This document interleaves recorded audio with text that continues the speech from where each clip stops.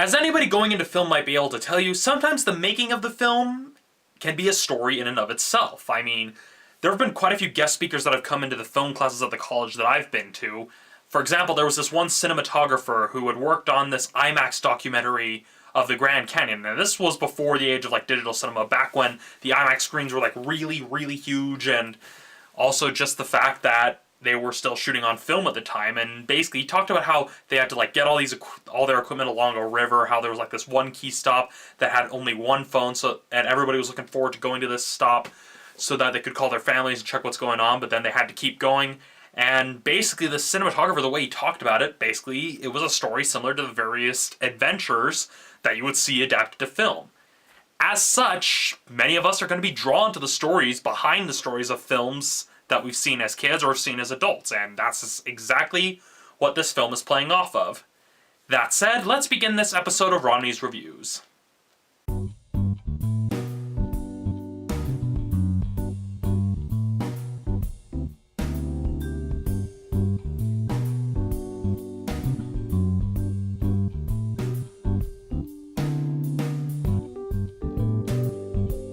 For those of you who don't know and obviously haven't seen any of the trailers or anything to really know at this point, Saving Mr. Banks follows the story of the adaptation of Mary Poppins for the silver screen. That's right, Mary Poppins, like many other characters in the past, was written by somebody else and didn't come from the original mind of Disney, like many of us who saw the films as children might have thought, although I'm mostly just speaking for myself here. As such, the film focuses on both what Disney had to go through in order to get the rights, in order to bring the film to life, and we also take this emotional journey with the author of the original book, P.L. Travers, and kind of what she goes through in having to work with the Disney people, and just kind of getting insight into where the stories themselves came from in the first place. Now, I know people have mixed feelings regarding Tom Hanks being cast as Walt Disney. Personally, I think he did a pretty good job. I mean, does he look like Walt? Not exactly. His face may be a little bit too wide, whereas Walt's was kind of thin. But he does certainly do a good job of acting like Walt Disney. And really, out of a lot of the known actors working in Hollywood today, it's hard to really picture anybody else being cast for that role. He was definitely the best choice for the part. In the case of Emma Thompson, she turns in a really good performance. I mean, we see both the strict protective of her creation sort of writer character, but then we also just see kind of the tortured soul, kind of the agony behind it.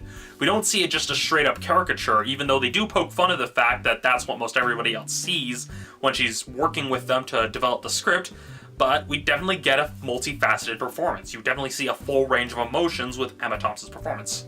And really, the acting all around in this film was really, really good. I mean, it didn't come across like your usual, poorly produced historical reenactment you would see on an after-school special, or some fake behind-the-scenes thing that they would probably play to dramatize the production before showing the film on TV. It all felt real. That's basically the strongest thing I can say about the acting. It all felt real. These all sounded like people who are actually working on film, trying to get a film made, and having to put up with what may have been the most frustrating person to work with. Another strong point of the film was the cinematography and the editing. The strongest scene, at least in my opinion, is the scene where the two composers are playing the Banks song. I don't really recall the title. It's been a long, long time since I've seen Mary Poppins. But you have them playing the song that's basically the bankers telling the young boy to put his tuppence in the bank as opposed to feeding the birds, and then you have it juxtaposed with a speech that P.L. Travers' father is giving at this state fair or county fair or whatever you might call it that's in Australia. I don't know if that's states, provinces, I don't know because I've never been.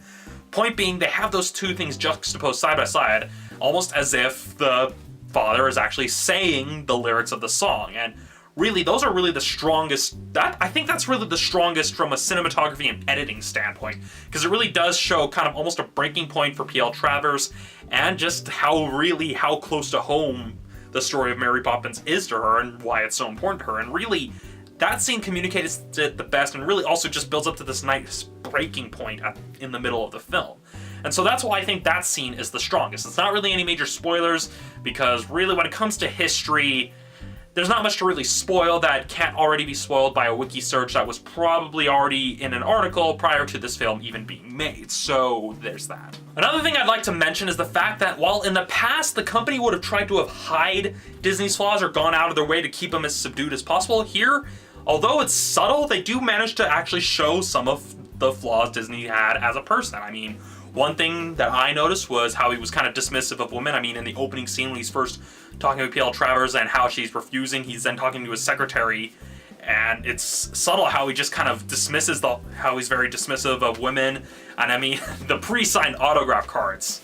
Let's face it, if you were to go to a convention or anything and got a pre-signed autograph card instead of getting the thing you wanted signed, well, let's face it. Not necessarily a nice thing to do, but that's what I liked about it. In very subtle ways, they showed that he wasn't a perfect person.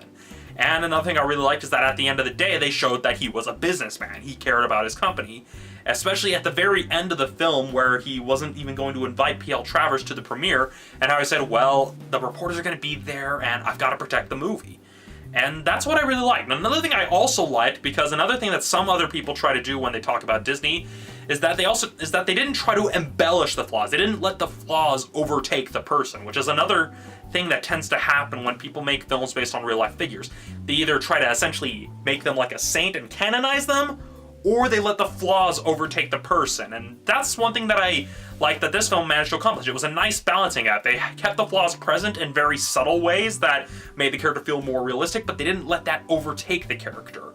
And that's one thing I really liked. And it was the same case with the character of PL Travers. I don't know anything about how it stacks up to real life, aside from the fact that they were using real recordings, because the whole thing about her wanting everything she discussed with the Disney people recorded is true, and so they actually play audio from that during the end credits.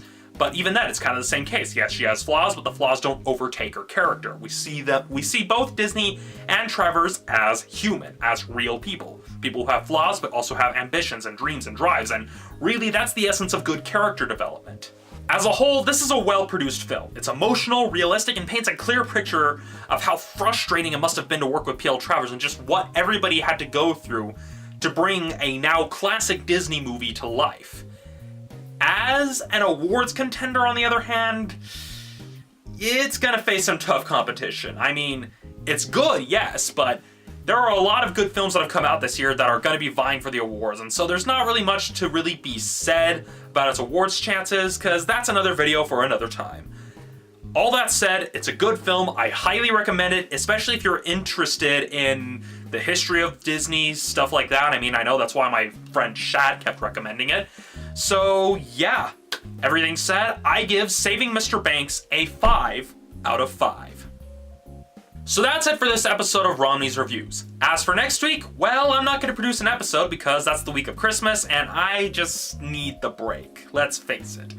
So yeah, no episode next week. However, the week after that, I'll be bringing you my top 5 films of 2013. And as for the top 5 Project for Awesome videos, that's going to have to wait until Sunday, mostly because the thing that I'm working on that I've been commissioned to do, I'm pretty close to finishing it, but I need more and more time to actually get that done, and I also need to watch a lot more Project for Awesome videos. If you want to see the playlist of the videos I've seen so far, click here, it'll take you to it. They're not in any particular order, they're literally in the order that I've watched them, starting from the day of the Project for Awesome, and I'll be adding more as I go on, kind of trying to create a full pool, just so that I pick from a full, wide pool of videos to pick out the best ones. So, look forward to that on Sunday, and I'll see you next time.